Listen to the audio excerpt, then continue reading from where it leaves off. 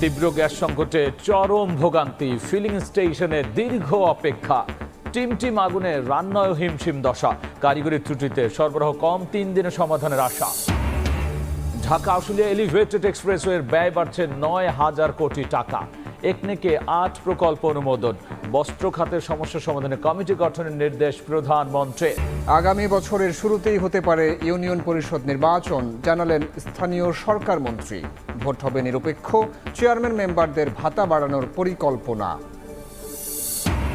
হাম ও উপসর্গে আরও 6 জনের মৃত্যু, 4 মাসে প্রাণহানি ছাড়ালো 800, নতুন ভর্তি 1000-এর বেশি। বিশ্বে আক্রান্তের তালিকায় শীর্ষে বাংলাদেশ।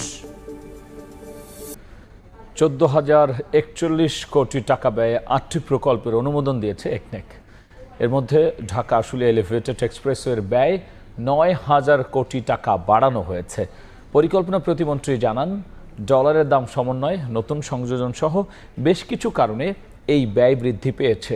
এদিকে বস্ত্র খাতের সমস্যা সমাধানে আগামী সপ্তাহে কমিটি গঠনের নির্দেশ দিয়েছেন প্রধানমন্ত্রী তারেক রহমান। 2017 সালে ঢাকা আশুলিয়া এলিভেটেড এক্সপ্রেসওয়ের কাজ শুরু হয়। যোগাযোগ অবকাঠামোটির 80% কাজ শেষ হলেও দ্বিতীয়বার সংশোধনী এনে প্রায় 9,500 কোটি টাকার বরাদ্দ বাড়ল। এতে সেতু কর্তৃপক্ষের এই প্রকল্পটির সবশেষ ব্যয় দাঁড়ালো প্রায় 27,045 কোটি টাকা। বুধবার সকালে প্রধানমন্ত্রী তারেক রহমানের সভাপতিত্বে হয় বর্তমান সরকারের ষষ্ঠ এবং চলতি অর্থ বছরের প্রথম জাতীয় অর্থনৈতিক পরিষদের নির্বাহী কমিটির এই সভা। 14,041 কোটি টাকা ব্যয়ে অনুমোদন পায় 8টি প্রকল্প। প্রায় 3.5 ঘন্টা ব্যাপী এই বৈঠক শেষে তথ্য অধিদপ্তরে কথা বলেন পরিকল্পনা প্রতিমন্ত্রী জোনায়েদ সাকি। জানান, সভায় মোট 9টি প্রকল্প নিয়ে আলোচনা হয়েছে। বলেন, ডলারের দাম সমন্বয় সহ বেশ কিছু কারণে আশুলিয়া এক্সপ্রেসওয়ের নির্মাণ ব্যয় বেড়েছে। মূলত ডলার রেট একটা বড় আকারে পরিবর্তন ঘটেছে। সেই ডলার রেট পরিবর্তনের কারণেই আবার কতগুলো ভ্যাট ট্যাক্স সহ বেশ কিছু পরিবর্তনের জায়গা আছে। আর 5টা ক্ষেত্রে এখানে নতুন একটা অঙ্গ সংযোজন হয়েছে। তো সেই অঙ্গ সংযোজনের ফলে খরচের একটা বৃদ্ধি আছে, আর কিছু ইউটিলিটি লাইন স্থানান্তরের একটা খরচ বৃদ্ধি পেয়েছে। এদিকে বস্ত্র খাতের 2 সংগঠন বিটিএমএ ও বিজিএমইএ নেতাদের সঙ্গে আলাদা বৈঠক করেছেন প্রধানমন্ত্রী তারেক রহমান। বৈঠকে বস্ত্র খাতের সমস্যা সমাধানে অর্থ উপদেষ্টা ও বাণিজ্য মন্ত্রীর সমন্বয়ে আগামী সপ্তাহে কমিটি গঠনের নির্দেশ দিয়েছেন সরকার প্রধান। বিজিএমইএ সভাপতি জানান, আগামী 1 বছরের মধ্যে শিল্পে চলমান জ্বালানি সংকট সমাধানের আশ্বাস মিলেছে বৈঠকে। আমাদের ফাইন্যান্সিয়াল যে সমস্যাটা আছে, ব্যাংকের যে সমস্যাগুলো আছে, এগুলো ওনার কাছে তুলে ধরা হয়েছে। উনি উপলব্ধি করতে পেরেছেন, উনি পদক্ষেপও নিচ্ছেন এবং কি আগামী সপ্তাহে ফাইন্যান্স অ্যাডভাইজার সাহেব, কমার্স মিনিস্টার সবাইকে নিয়ে একটা দল করে দিয়েছেন। এটা কি আরও কিভাবে সুরা করা যায়। জ্বালানি নিয়ে আমরা কথা বলেছি। উনি বলেছেন যে আগামী 1 বছরের মধ্যে জ্বালানি ব্যবস্থার যে উন্নয়ন হচ্ছে সেটা দৃশ্যমান হবে। পরে রিহাব নেতাদের সঙ্গে বৈঠক করেন তারেক রহমান, যেখানে দেশের আবাসন শিল্পের বর্তমান পরিস্থিতি, পরিকল্পিত নগরায়নের চ্যালেঞ্জ সহ এ খাতের নানা বিষয় নিয়ে আলোচনা হয়। এবছরের শেষ নাগাদ অথবা আগামী বছরের শুরুতেই ইউনিয়ন পরিষদ নির্বাচন হতে পারে বলে জানিয়েছেন স্থানীয় সরকার মন্ত্রী। তিনি বলেন, ভোট হবে নিরপেক্ষ, জনগণের সমর্থন নিয়ে প্রতিনিধিদের নির্বাচিত হতে হবে। বিকেলে ডিপ্লোমা ইঞ্জিনিয়ার্স ইনস্টিটিউশনে বাংলাদেশ ইউনিয়ন পরিষদ চেয়ারম্যান মেম্বার অ্যাসোসিয়েশনের আলোচনা সভায় তিনি বলেন, রাষ্ট্রকে শক্তিশালী করতে স্থানীয় সরকারকে মজবুত করতে হবে। চেয়ারম্যান মেম্বারদের ভাতা বাড়ানোর জন্য প্রধানমন্ত্রীর সঙ্গে আলোচনার কথাও জানান তিনি। পাশাপাশি সহজেই চেয়ারম্যানকে যাতে বরখাস্ত করা না যায় সে আইন করার চেষ্টা করা হচ্ছে বলে জানান মির্জা ফখরুল।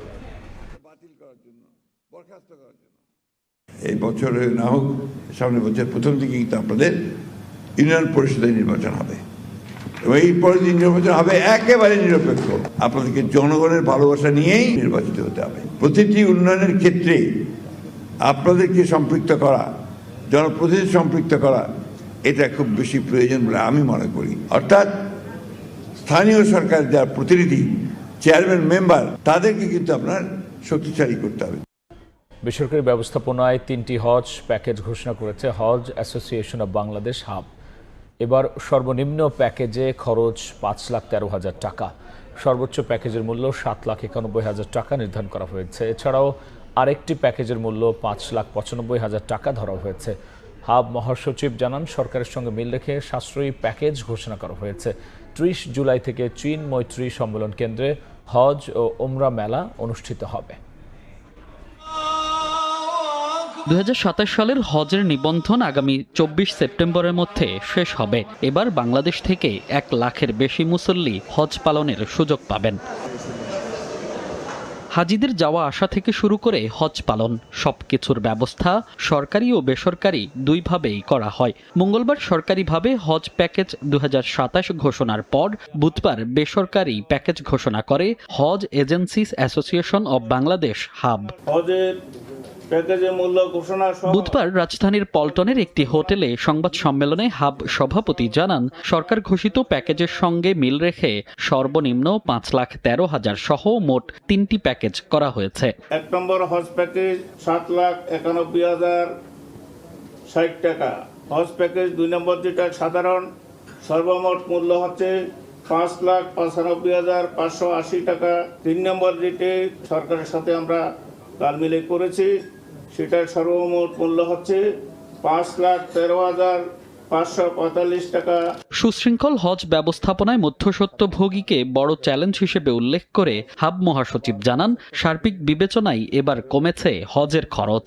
এই প্যাকেজগুলো আমরা মনে করি অত্যন্ত সুন্দর এবং বাস্তব ভিত্তিক হয়েছে। এটি হজ যাত্রীদের জন্য সর্বোচ্চ সেবা নিশ্চিত করার জন্য আমরা এই প্যাকেজগুলো তৈরি করেছি।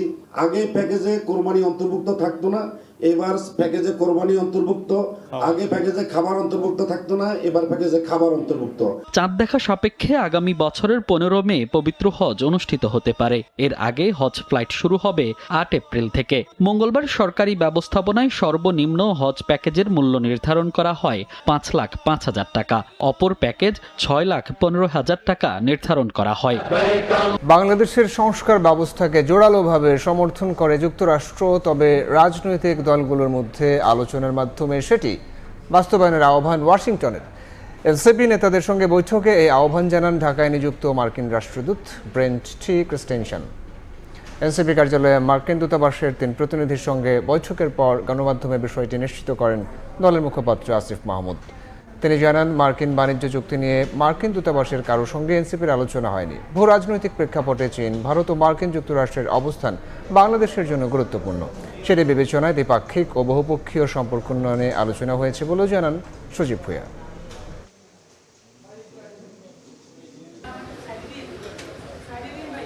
সামনের দিনগুলোতে বাংলাদেশের প্রসপারিটির জন্য বাংলাদেশ এবং ইউএসের সাথে ইউএসের মধ্যে একটা বেটার